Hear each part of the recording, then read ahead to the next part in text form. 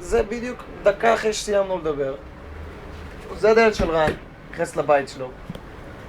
אני רוצה להראות לך את החצר, אבל מבחוץ איך נכנסים. שנייה.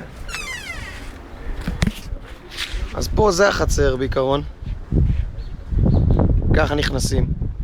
זה, איפה היד שלי? זאת היא הבית של רן, וזה הדירה שלי. וזה הכל חצר שלי, זה.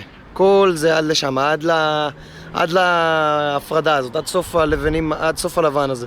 יש לי את העץ פה גם, והכל. עכשיו, אני לא כל כך יכול להיכנס עכשיו פנימה, בגלל שנראה לי שזה נעול. זה נעול, אז לא משנה, אני אראה לך את זה פה איכשהו מלמעלה. עכשיו, זה החצר של רן. ככה היא בנויה, זה הרשת צל שיש לו עכשיו.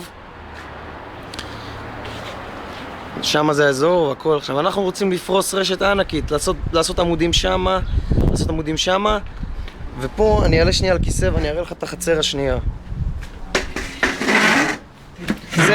זה אגב שנייה, זה הגדר שיש לנו בין החצרות, ואפשר, אתה רואה, היא בנויה מברזלים וממין עצים כאלה. אני חושב שאפשר לעשות פה איזה, עם דיסק או משהו בסגנון, ולפרק פה הכל, וזה נראה לי יפה. עכשיו בוא נראה משהו אחר, בוא נראה פה את הלמעלה בזה. אני לא ממש יכול לראות הכי טוב, אבל זה המחסן שלי, כן? פה זה הכניסה לדירה שלי. שמה זה אזור שאני חושב לעשות בו מאהל בדואי. תראה איזה חצר ענקית, אפשר לעשות בה הכל.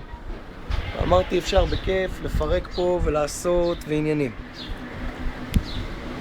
שב, תסתכל על הוידאו הזה, אני עכשיו שולח אותו בפייסבוק ותגיד לי מה אתה חושב.